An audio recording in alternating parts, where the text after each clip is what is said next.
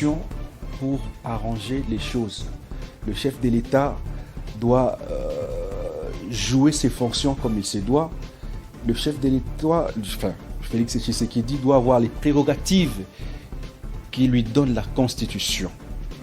On va en parler dans cette émission. Le Congo positif, justement, propose le changement de la Constitution pour permettre au chef de l'État d'être direct avec la population congolaise ou le peuple congolais, parce que c'est lui qui définit la politique d'une nation, c'est lui qui définit le cahier de charge justement pour la gestion d'un pays, et c'est lui également, selon le Congo positif, qui doit mettre en pratique ce cahier de charge ou cette politique qu'il définit ensemble justement avec le Premier ministre. Non pas le Premier ministre, parce que celui-ci ne peut pas être redevable devant la population. On va aussi prendre la question du discours du chef de l'État du haut de la tribune des Nations Unies. Il se retrouve aujourd'hui en Belgique. On va essayer d'analyser la question en profondeur, mais avant qu'on revienne à vous justement, nous vous laissons suivre les grandes lignes d'actualité avec Elisabeth Ochopé qui est sur le plateau. Bonsoir Elisabeth. Bonsoir également à vous Désiré Ouemboloa. Bonsoir à tous nos téléspectateurs qui nous suivent à l'instant. Madame, Messieurs, la grande ligne de ce soir est dominée par la poursuite de travaux de l'Assemblée générale des Nations unies, où le président de la République, Félix-Antoine Tshisekedi Tshilombo, a eu un entretien avec le Premier ministre belge Alexander De Croo en marge de travaux de l'Assemblée générale de l'ONU. Eh bien, les deux personnalités et le membre de leur délégation restreinte ont abordé le sujet d'intérêt commun tel que la coopération bilatérale, le dossier urgent du moment comme la situation sécuritaire à l'est du pays. Toujours dans l'actualité, après Bunia, Samalou Konde Kyenge est arrivé à Goma pour la réévaluation de l'état de siège en vigueur depuis mai 2021. Eh bien, le chef du gouvernement poursuit ainsi sa mission dans l'est du pays qui a pour but de rétablir la paix dans les provinces du Nord Kivu et des Lituri. Vous aurez les détails dans quelques instants, juste après le grand soir avec Désiré Ouemboloa. Merci à vous. Juste après ceci, nous sommes avec vous.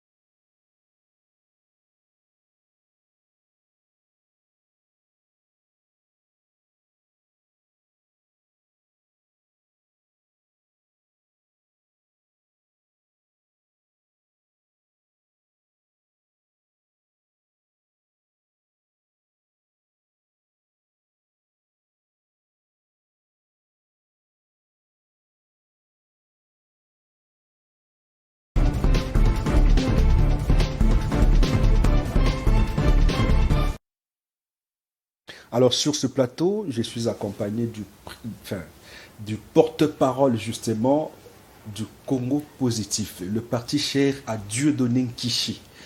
Lui, c'est Héritier Ekoto. Bonsoir et bienvenue. Bonsoir et merci de l'invitation. Comment allez-vous? Non, ça va très bien. Comment se porte le parti? Le parti se porte bien et il affûte ses armes pour la compétition qui arrive, la compétition électorale bien entendu. Mais on a comme l'impression que le parti renaît justement pour des questions électorales tout simplement. Votre parti existe-t-il réellement en RDC et puis spécifiquement à Kinshasa? Bien sûr, le parti existe depuis 2017. Nous avons fêté nos 5 ans d'existence et donc la dernière fois il était question de mettre de l'ordre, il était question de responsabiliser plutôt les uns et les autres par rapport à la direction et par rapport au nouveau dynamisme qu'il faut impulser. Justement, on va en parler parce que vous avez tenu un point de presse, justement le président du parti politique a tenu un point de presse dans lequel nous étions invités justement pour la couverture. De quoi s'agissait-il? Parce que nous avons vu le président Judo Nkishi présenter des nouveaux membres. Pourquoi ce changement et pourquoi maintenant? Le point de presse avait un seul point à l'ordre du jour. Seulement, profitant de ce point de presse, le président a voulu faire d'une pierre deux coups en présentant officiellement les nouveaux cadres, le nouveau secrétaire général et les autres cadres qui ont été promus à différents postes. Alors, si vous demandez de quoi s'était-il agi lors de ce point de presse... D'abord, le pourquoi de ce changement. Ensuite, la question du temps. Oui. Pourquoi ce changement et pourquoi maintenant? Oui, mais le changement, c'est parce qu'il faut donner une nouvelle impulsion. Il faut resserrer les rangs.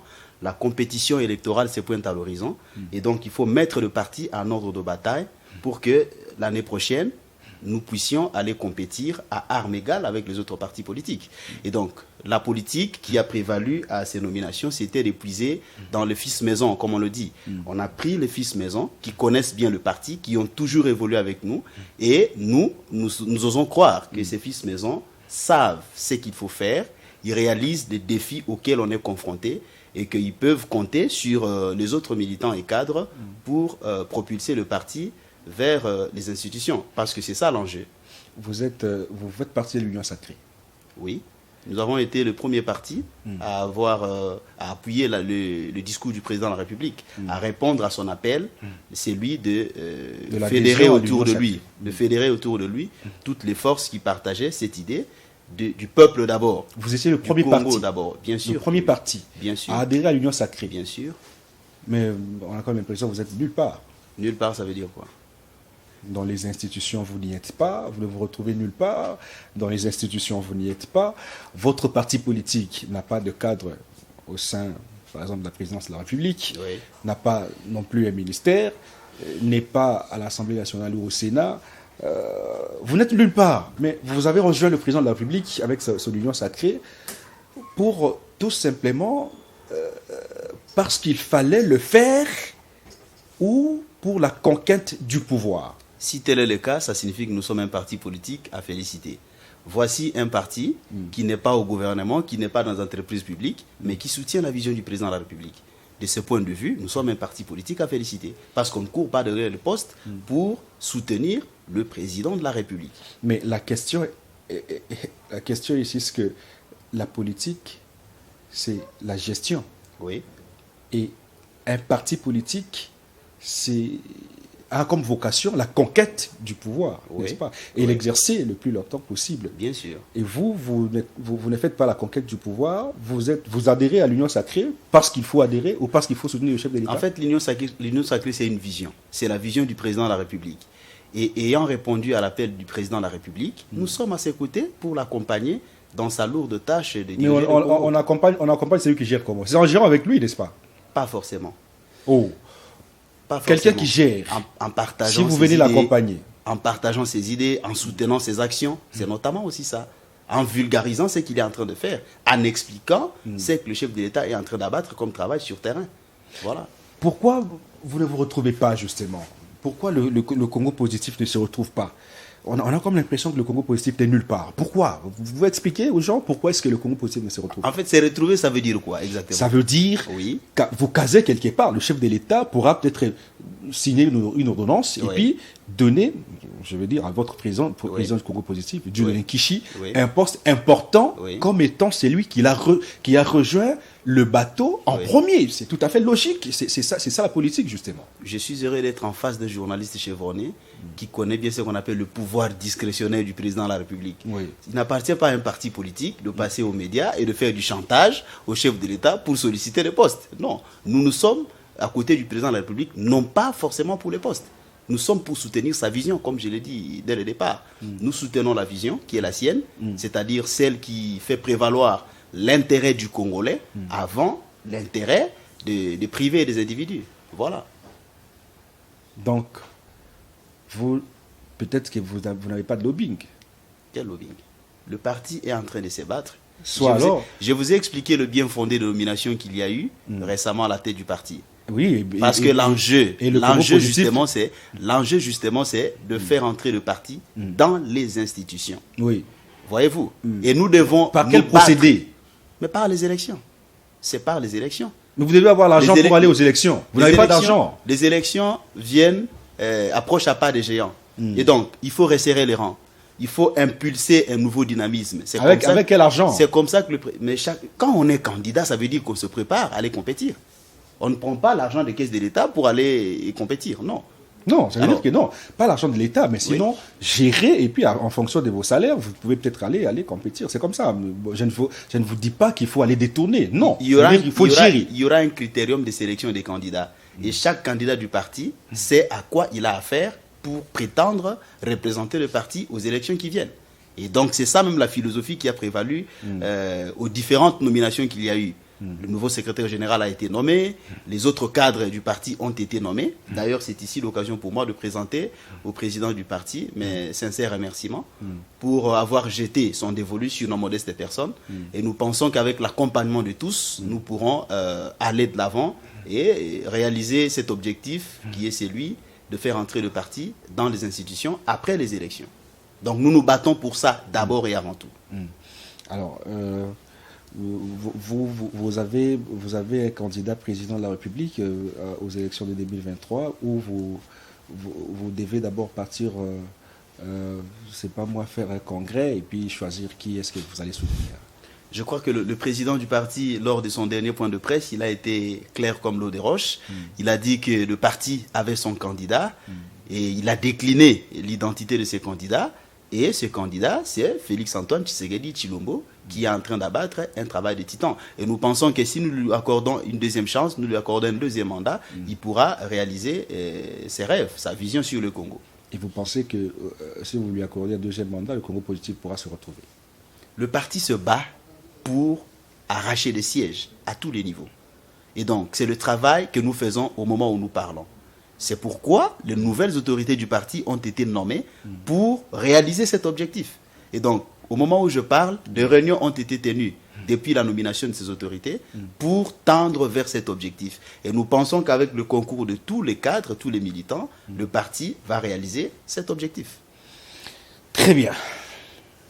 On va prendre le changement de la Constitution, parce que vous l'avez également proposé. Vous avez dit que le président de la République, enfin le président du parti a profité de cet instant, présenter les nouveaux membres du parti, et puis faire également des pierres des coups. Ça veut dire qu'il a parlé du changement de la Constitution. Et je voudrais en tout cas qu'on en parle parce que c'est pratiquement le champ de bataille. Je l'ai reçu ici. C'est pratiquement le champ de bataille du Congo Positif. Il a parlé du changement de la Constitution. Selon lui, le chef de l'État ne jouit pas ses fonctions comme il se doit. Qu'est-ce qu'il voulait dire exactement? Pourquoi vouloir changer la Constitution à cet instant? Parce que c'est l'objet de votre point de presse. Oui. Pourquoi ce changement? Oui. Et qu'est-ce qui lui fait dire, ou qu'est-ce qui vous fait dire, vous en tant que porte-parole, qu'est-ce qui vous fait dire, ou qu'est-ce qui vous fait penser que le chef de l'État ne jouit pas effectivement de ses fonctions? Bien. Pour comprendre la position du parti sur le changement de la Constitution, il faut considérer trois choses. La première chose, c'est le contexte. La deuxième chose, c'est la forme. Et la troisième chose, c'est le fond. Je commence par le contexte. Très bien. Il est de notoriété publique que cette Constitution a été élaborée dans un contexte de belligérance. chaque composante armée avait une portion de territoire. Le pays était en guerre. Comme on le dirait, cette constitution a été élaborée in tempore suspecto. Et donc, l'urgence de l'époque, pendant l'élaboration de la constitution, c'était de taire les armes. C'était d'aller vite. Et il se pourrait que, profitant justement de ces contextes de guerre où le pays est déchiré, on a glissé des choses, on a glissé des thèses et des théories dans la constitution, des choses qui sont contre-productives. Voyez-vous? Et donc, maintenant, je viens à la forme. Et La vous pensez, logique- non, attendez, Oui. qu'on finisse d'abord avec le contexte. Oui. Vous avez dit que la Constitution a été élaborée uniquement dans un contexte donné. Ça veut dire pour taire les armes. Je reprends vos mots. Oui. Vous pensez que il n'y a plus des armes actuellement? Non, je disais ceci. Les armes sont pratiquement Le moment, taies le sur moment le front. pendant lequel la Constitution a été élaborée, c'est un moment où le pays était saucissonné. Ça n'est pas le cas aujourd'hui. Voyez-vous? Et l'enjeu de l'époque, c'était de faire vite pour éviter cette partition du pays à la soudanaise. Voyez-vous? Ça, c'est le contexte, la belligérance. Oui, mais C'est le l'histoire. contexte, On n'invente le pas. contexte a pris fin. Selon vous? J'y arrive. On n'invente pas l'histoire. Oui. Ce sont des évidences. Le moment où la Constitution est rédigée, c'est pendant la belligérance. Chaque composante armée a une portion de territoire. Et donc, pour les rédacteurs d'alors, il fallait tout faire, il fallait tout mettre en œuvre pour rapidement taire les armes et revenir à la normale. Et ça, c'est le contexte. l'objectif a été atteint? Ça, c'est le contexte. Oui, mais c'est atteint l'objectif. De ces parce que points de maintenant, vue, vous par proposez le rapport changement à ces système. contextes-là, on peut dire qu'ils avaient quand même réussi parce que on a eu 1+4 et puis les élections sont venues plus tard. Maintenant, je reviens à la deuxième On n'a pas considération. fini. Oui. Le contexte. Oui. Taire les armes. Oui. À l'Est, qu'est-ce qui se passe à l'Est exactement? Vous permettez que je termine d'abord mon enchaînement Très bien, logique allez-y. pour ne pas me perdre. Allez-y. Alors, je disais c'était d'abord le contexte, je l'ai évoqué. Oui. La forme. La forme. La deuxième considération, c'est la forme. La logique des choses aurait voulu qu'il y ait une assemblée constituante élue. Mais les belligérants se sont arrangés pour escamoter l'élection de l'assemblée constituante. Ils se sont cooptés. Nous avons plutôt eu une assemblée constituante cooptée et non pas élue. Déjà que la forme, elle est viciée. Alors, venons-en maintenant À des termes simples, Oui. qu'est-ce que vous voulez dire? Il faut que le peuple Au puisse niveau de la forme. élire. Sur la forme, le peuple devait élire la constituante pour traiter de cette question. Le peuple n'a pas élu. Mais les belligérants se sont arrangés pour se coopter. Nous avons plutôt eu une assemblée constituante cooptée et non pas élue. Voyez-vous? Dans des termes simples, vous voulez dire que ceux qui ont élaboré cette constitution n'ont pas été choisis par le peuple. Bien sûr que oui. Et il fallait, Ça, c'est de l'histoire. et il fallait que le peuple choisisse ceux qui pouvaient élaborer la constitution. C'est la logique des choses. Ça, c'est la première question sur la Ce forme. ne sont pas des députés qui ont élaboré cette C'est constitution. la forme. Ce sont des députés cooptés. Qui a élu ces députés? Ce sont les belligérants qui se sont arrangés pour envoyer leurs délégués en vue de défendre leurs thèses. Pas les thèses du peuple, mais leurs thèses. Je vais en venir. Alors maintenant, la deuxième question sur la forme, le deuxième couac sur la forme. Il y a eu cette question d'experts après cette assemblée constituante. Il y a eu 21 experts en personnes, quoi 21 personnes qui ont été sélectionnées, on ne sait par qui, pour voir le travail qui a été fait. Et parmi ces personnes, malheureusement, il n'y a eu que 8 Congolais. Parmi ces Congolais, Ils étaient combien au total? ils étaient 21, il y avait 21 personnes. Oui, Congolais. 8 Congolais. Les autres étaient les Des autres avaient étrangers, quelle nationalité? des Sénégalais, des Belges, des Français et consorts. Voyez-vous. Alors maintenant, nous sommes en droit de nous poser la question de savoir pourquoi, pour parler de notre constitution, qui nous constitue, parce que la constitution nous constitue. Pourquoi, pour parler de notre constitution, on devrait faire venir plus d'étrangers que des Congolais? Est-ce pour insinuer que ces étrangers maîtrisent mieux le Congo que nous-mêmes? C'est ça la deuxième question, sur la forme.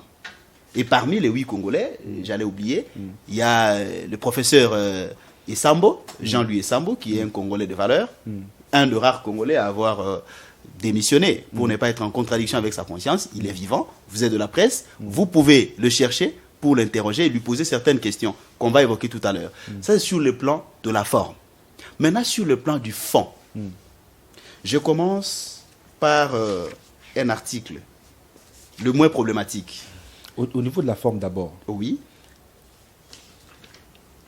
d'où était venue l'idée de prendre des étrangers pour l'élaboration d'une constitution qui regarde la RDC? Mais c'est la question que nous devons poser à tous ces experts congolais.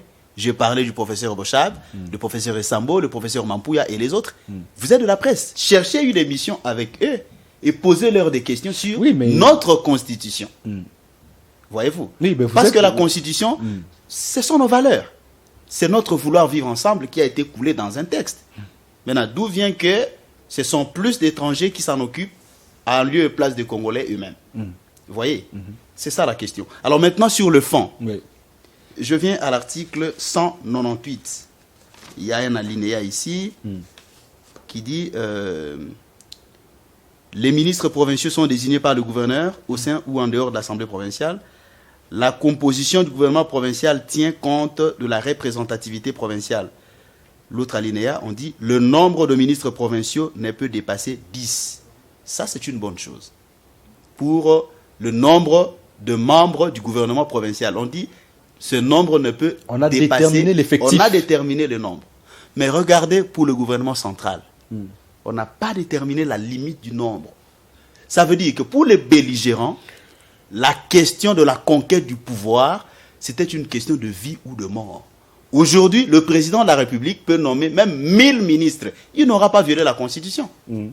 Voyez-vous? Donc, les composantes sont venues sur la table de négociation avec leurs revendications. Pas les revendications du peuple, non. C'est avec leurs revendications respectives.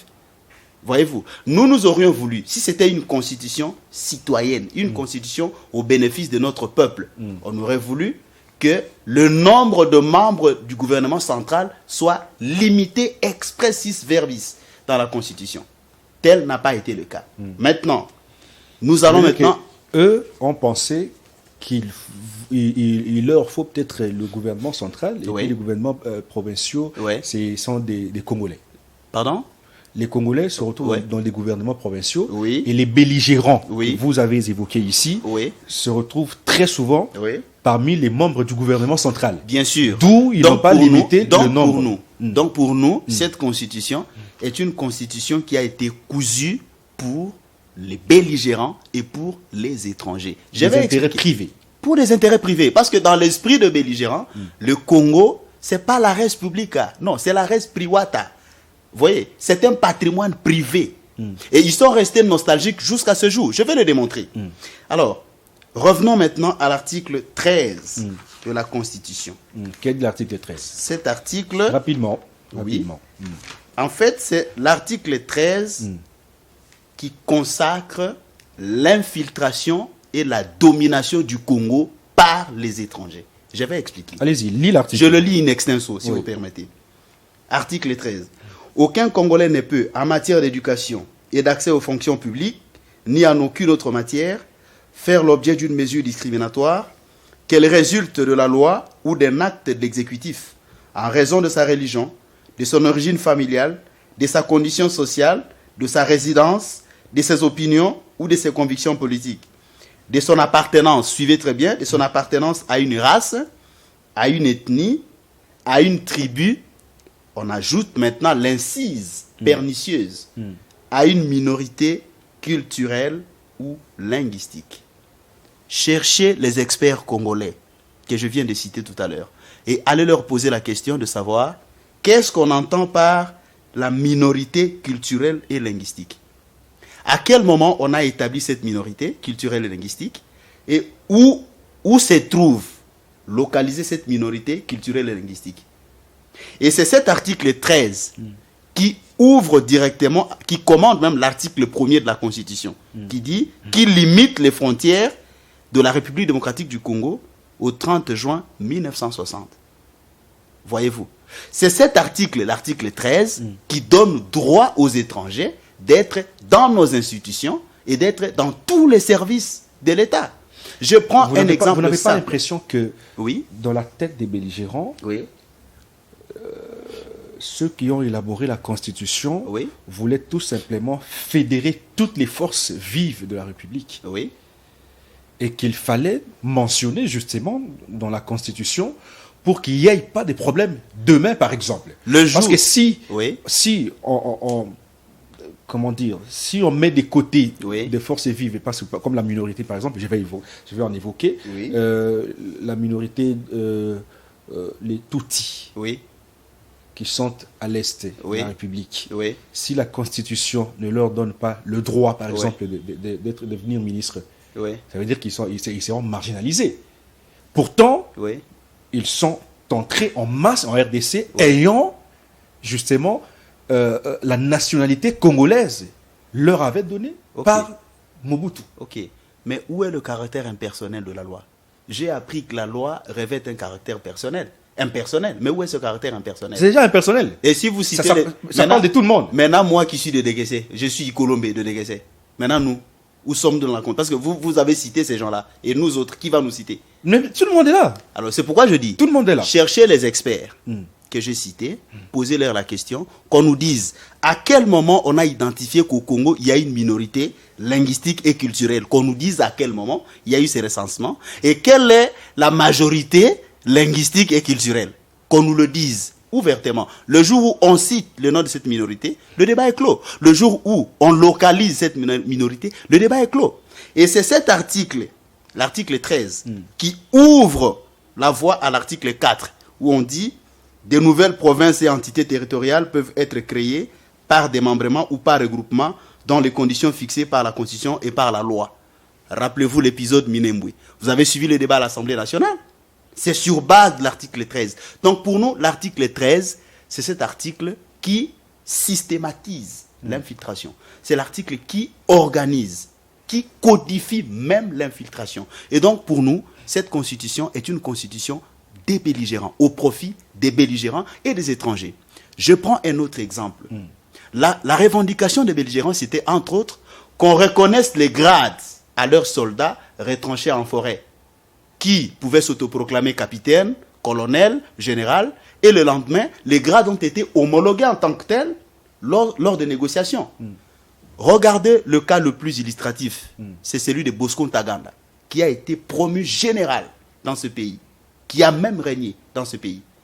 Mais ce monsieur a été recherché à un certain moment, quand il était encore général congolais, il a été recherché à un certain moment par la CPI, et au nom de la paix, le gouvernement d'alors avait refusé de les transférer à la CPI, au motif qu'il fallait privilégier la paix. Mais quelques années plus tard, le même Bosco Ntaganda, pris par la CPI, il se retrouve en face des juges, à la question de savoir, monsieur, tu es de quelle nationalité? Il dit, Urbi et Orbi, qu'il est rwandais. Mais sans que ceci n'émeuve la conscience collective. Voici un monsieur que nous avons considéré comme congolais, qui a évolué au sein de nos forces armées comme général, mais qui se retrouve devant le barreau, et derrière le barreau, et il dit, sans vergogne, qu'il est de nationalité rwandaise. Est-ce que cette histoire ne pouvait pas révolter la conscience collective? Et vous pensez que cette histoire... nous pensons, s'il vous plaît, j'y arrive, nous pensons qu'Ntaganda n'est qu'un exemple parmi tant d'autres. Ce n'est pas seulement au sein de l'armée, c'est dans toutes les institutions. Donc c'est l'article 13 qui est l'article le plus problématique de la Constitution. C'est cette Constitution, comme je viens de le dire, c'est cette Constitution de belligérants, au profit de belligérants, pour les intérêts de belligérants. Je prends un autre exemple. La Constitution avait prévu qu'il y ait des élections à la base, ce qu'on appelle les élections locales. Mais regardez, ça fait 3 cycles électoraux depuis 2006. Mais personne n'a jamais pensé aux élections locales. Donc pour le belligérant, la conquête et la gestion du pouvoir... Mais c'est mentionné. Pour le belligérant, la conquête et la gestion du pouvoir, c'était une question de vie ou de mort. Mais on est rattrapé. Nul ne peut se prévaloir de sa propre turpitude. Nous sommes rattrapés par les faits aujourd'hui. D'où l'idée, d'où la position de Congo Positif, mon parti politique, de dire, à un certain moment, il faut marquer un point d'arrêt, nous regarder en face, regarder les évidences en face et dire, cette constitution, elle a eu son mérite, maintenant il est temps de considérer qu'elle est anachronique et il est temps d'adapter la gouvernance aux impératifs de l'heure. C'est aussi simple que ça. Je prends l'exemple que vous avez évoqué. Vous avez parlé de Bosco Taganda, qui a réuni l'originalité congolaise. Oui. Est-ce que le fait que Bosco Taganda s'est dit rwandais, alors que considéré alors comme étant congolais par les autorités, vous pensez que c'est une question de la Constitution ou c'est une question de la conscience de l'autorité congolaise? C'est une question de belligérant, c'est une question de la Constitution. Parce que la revendication de certains, c'était qu'il devrait être coûte que coûte congolisé, brandissant la menace des armes. Et c'est comme ça que les Taganda et compagnie ont été congolisés. Malheureusement, on a eu des gens comme ça, à des identités ambivalentes. La journée, ils sont congolais, entre guillemets, et la nuit, ils sont étrangers. Il y en a même qui sont apatrides, voyez-vous. Et donc, pour nous, il y a urgence que nous puissions mettre de l'ordre. Parce qu'il s'agit de notre Constitution. Pourquoi ne pas plutôt proposer la modification de la Constitution au lieu du changement que vous proposez? Nous proposons la tabula rasa. C'est encore très grave. Parce que nous proposons la modification, parce que vous vous appuyez beaucoup plus sur l'article 13. Et l'article 13 qui relie la plupart d'articles. Bien sûr. Pourquoi ne pas vous focaliser uniquement sur l'article 13 et puis supprimer, enfin, modifier cet article plus quelques articles qui sont reliés de l'article 13, en fait, au lieu de proposer tabula rasa. En fait, l'article 13, c'est ça même... Revenir à zéro. L'article 13, c'est ça même le péché originel, voyez-vous, qui ouvre à d'autres péchés. Vous comprenez? Et donc, pour nous, comme je l'ai expliqué, nous devons mettre de côté cette constitution qui a eu son mérite, qui a évité la partition du Congo à la soudanaise. Maintenant, 16 ans après, il est temps que le Congolais se regarde en face. Je viens d'évoquer tout de suite la question des élections locales. Ça fait 3 fois qu'on a organisé les élections dans ce pays. Et pourtant, c'est constitutionnel, les élections locales. Bon, d'où vient que les élections locales doivent chaque fois être renvoyées au calendrier grec? Parce qu'on a voulu d'une démocratie à la base. Question de volonté ou question... En fait, pour le belligérant, c'est le pouvoir pour le pouvoir. Voyez-vous, c'est le pouvoir pour le pouvoir. Ils n'entendent pas le langage du pouvoir du peuple par le peuple pour le peuple. C'est comme ça qu'ils se sont cooptés. Ils ont fait une assemblée constituante à leur manière. C'est comme ça qu'ils ont envoyé leurs délégués pour défendre leurs thèses respectives. Ce n'était pas la thèse du peuple congolais. Et d'ailleurs, rappelez-vous, un Congolais de valeur, le docteur Étienne Tshisekedi d'heureuse mémoire, il avait demandé aux Congolais de boycotter le référendum. Cette constitution. Au motif qu'elle était d'inspiration étrangère. Mais malheureusement, les belligérants se sont mobilisés pour le vouer aux gémonies, pour le diaboliser. Et la suite, vous la connaissez. On a soumis au peuple congolais un texte constitutionnel sans au préalable expliquer les tenants des aboutissants, parce que l'urgence, oui ou non. Parce que l'urgence de l'époque, c'était qu'on fasse vite. On nous a brandi la menace de la partition du Congo. Parce qu'il fallait tout de suite aller vite et terminer cette affaire. C'est comme ça que dans cette précipitation, on a imposé un texte avec beaucoup d'écueils. Un texte handicapant. Un texte qui ne permet pas au président de la République d'avoir les mains libres. Comment ça? Bien sûr que oui. Vous avez vécu l'épisode du gouvernement Ilunga Ilunkamba, où on a voulu nous faire revivre la crise des 60 entre Lumumba et Kasavubu, des tristes mémoires, mais d'une autre forme, sous une autre forme.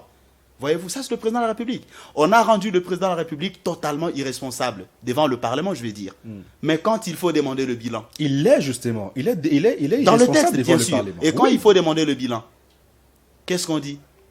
On s'adresse tout de suite au président de la République. Parce que c'est lui Même qui quand il faut réhabiliter les routes. Parce que c'est lui qui définit la politique d'une nation. Alors, et quand il faut réhabiliter les routes, qu'est-ce que les gens disent? Oh, Mokonzambo Kaosa est l'autre côté. Voyez-vous?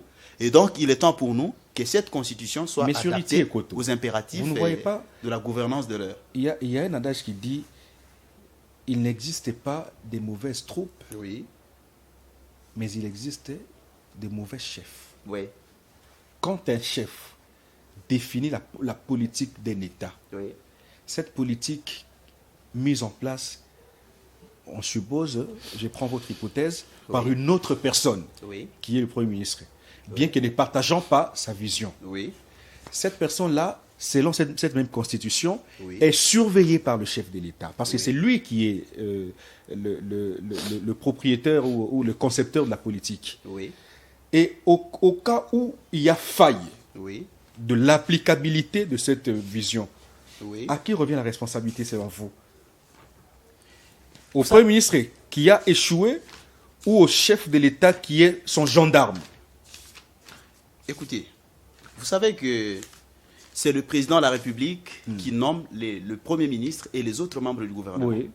Et nous avons appris la théorie du parallélisme des formes et des compétences. C'est lui qui fait, c'est celui qui défait. C'est là où je suis. Mais est-ce que vous savez que le président de la République ne peut pas révoquer un ministre sans l'aval du Premier ministre? Vous m'avez saisi. Quelle devient alors la théorie du parallélisme des formes et des compétences? Parce que c'est lui qui nomme. Et pourquoi celui qui nomme ne peut pas être celui-là même qui révoque?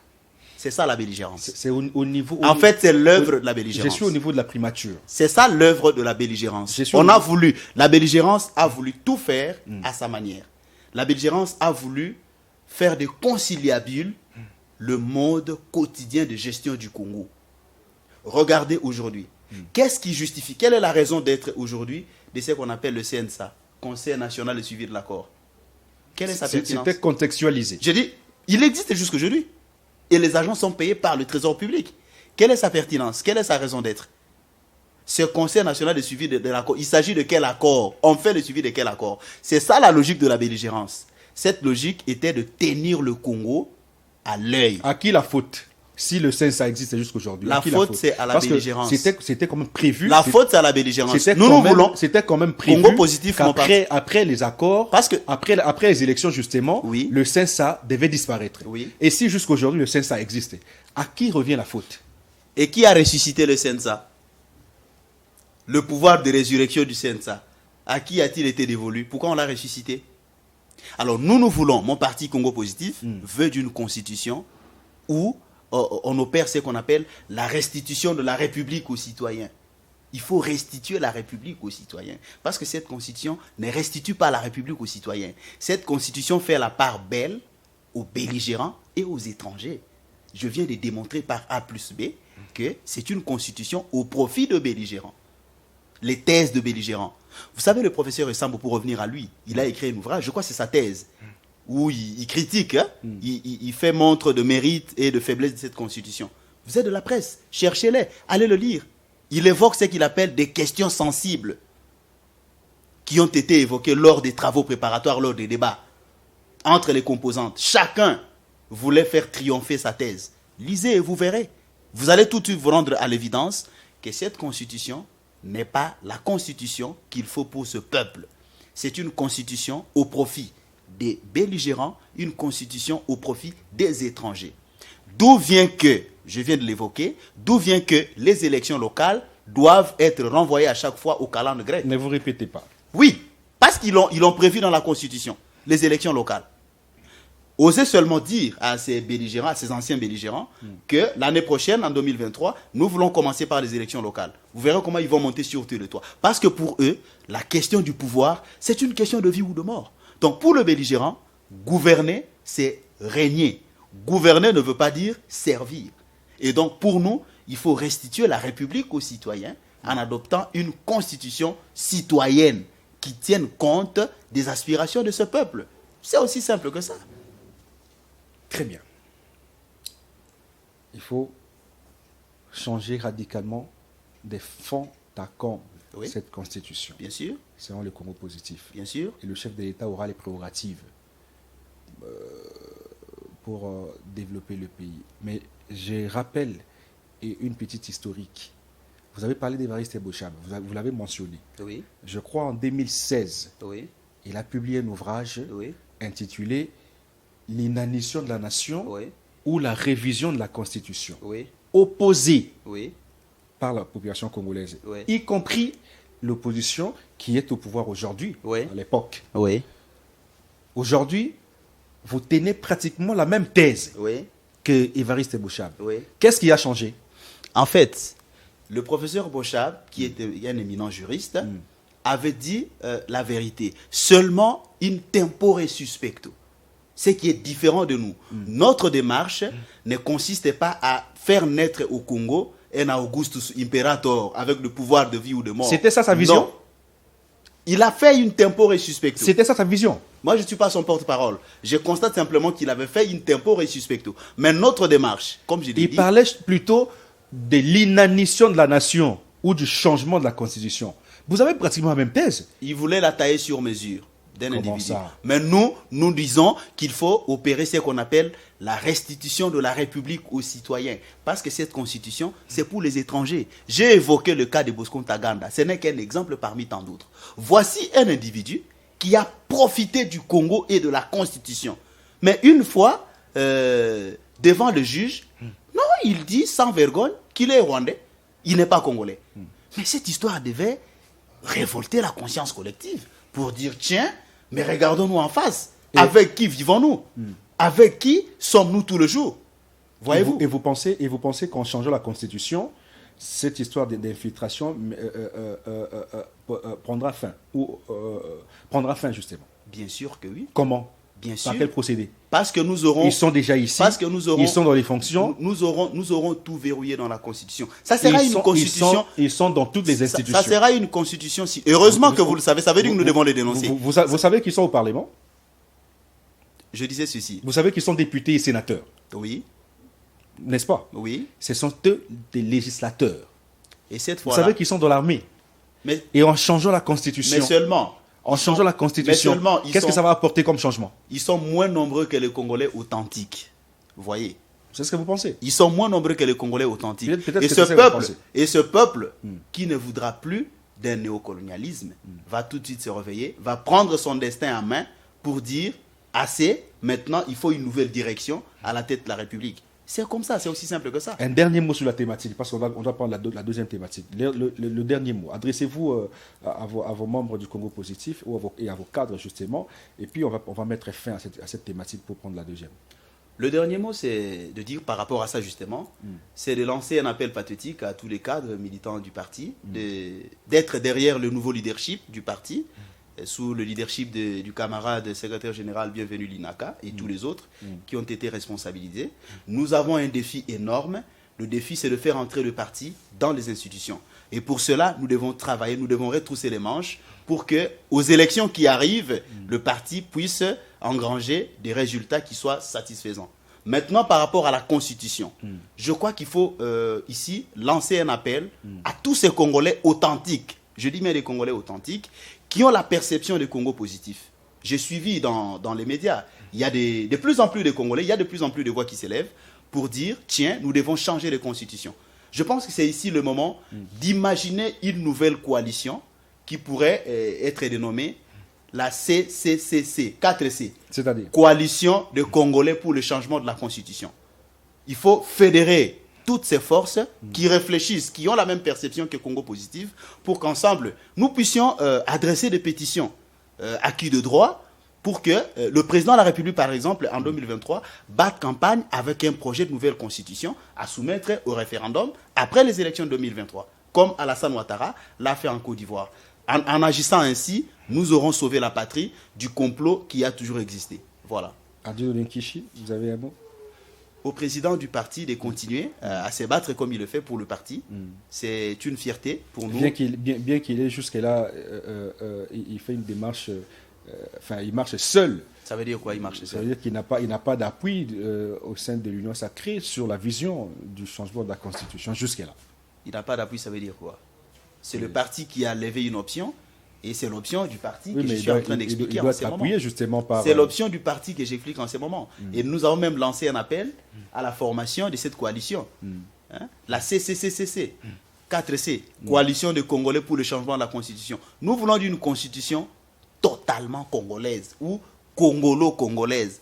Pas une constitution d'inspiration étrangère. D'accord. On va prendre la deuxième thématique pour totalement finir cette émission. Vous avez suivi le discours du chef de l'État à la tribune des Nations Unies, justement. Qu'est-ce que cela vous a inspiré, vous, en tant que Congo Positif? Le discours du chef de l'État, comment vous l'avez reçu au Congo Positif, avant qu'on creuse les aspects qui y sont? Oui, c'est avec beaucoup de satisfaction que j'ai vu le premier d'entre nous, le premier citoyen de la République, son Excellence, Monsieur le Président de la République, Félix-Antoine Tshisekedi Tshilombo, du haut de la tribune des Nations Unies, dire à voix audible ce que les Congolais attendaient. nous attendions que le chef de l'État désigne nommément l'agresseur du Congo. Et il a dit en des termes sans équivoque que c'est le Rwanda qui est recroquevillé derrière le M23 pour piller nos richesses du sol et du sous-sol. C'est clair, il a dit sur un ton ferme. Et nous sommes heureux. Nous avons fait au lendemain de cette adresse aux Nations Unies, nous, Congo Positif, on a fait une déclaration où nous avons appelé le peuple congolais à se ranger derrière le président de la République et derrière les institutions de la République afin que nous puissions mettre fin aux aventures répétitives du Rwanda et de ses complices. Voilà. En dénonçant, parce que vous avez évoqué l'aspect de la sécurité, justement, Oui. en dénonçant le Rwanda. Oui. Qu'est-ce qu'on peut attendre comme solution? Parce que le Rwanda a été dénoncé il y a plusieurs fois déjà. En Angola, le chef de l'État a désigné le Rwanda devant Paul Kagame. Oui. Cette fois-ci, ils viennent le faire. D'ailleurs, après l'Angola, Bunagana a été occupé par les ennemis. Oui. Par la suite, il dénonce Dieu de la tribune des Nations Unies. Oui. Est-ce que vous pensez qu'il y aura une solution efficace à travers cette dénonciation? Mais je pense que le président de la République a mis les Nations Unies devant les responsabilités. Les experts des Nations Unies ont pondu un rapport au terme duquel ils ont démontré par des preuves tangibles que c'est le Rwanda qui occupe Bunagana, que c'est le Rwanda qui sert de base arrière à toutes les rébellions qui ont existé. Vous comptez sur les Nations Unies pour mettre fin à cette barbarie? On ne compte pas sur les Nations Unies. Vous avez suivi le discours du secrétaire général de l'ONU? Nous ne comptons pas sur les Nations Unies, dont d'ailleurs nous dénonçons une position ambivalente. C'est pourquoi je dis, quand le parti a fait la déclaration au lendemain du discours du président de la République, nous avons non seulement soutenu le président de la République, nous avons non seulement appelé le peuple à se ranger derrière ces discours, mais aussi nous avons lancé un appel pathétique et patriotique à la jeunesse de s'enrôler massivement au sein de FARDC, au terme de l'article 63 de la Constitution de la République.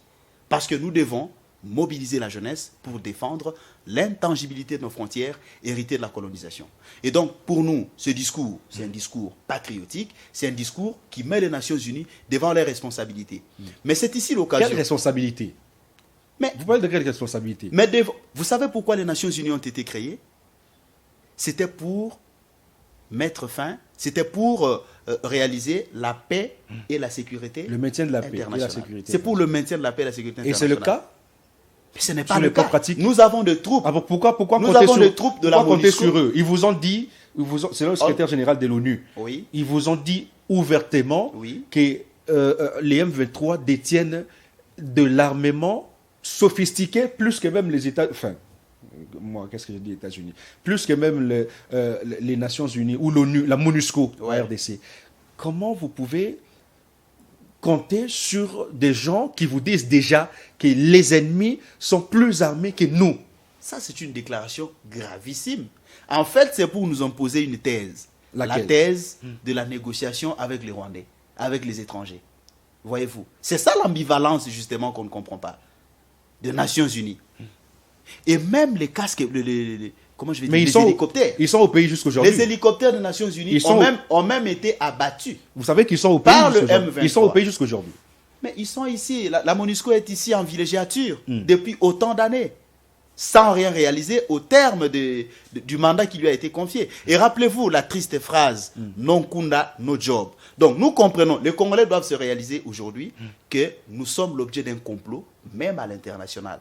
Et nous devons être les seuls responsables de notre sécurité et de notre défense. Comment le faire? Parce que le Congo est sous embargo. Comment le faire? Le Congo n'a pas d'armes. Oui. Le Congo n'a pas d'armes. Regardez encore une fois l'ambivalence des Nations Unies.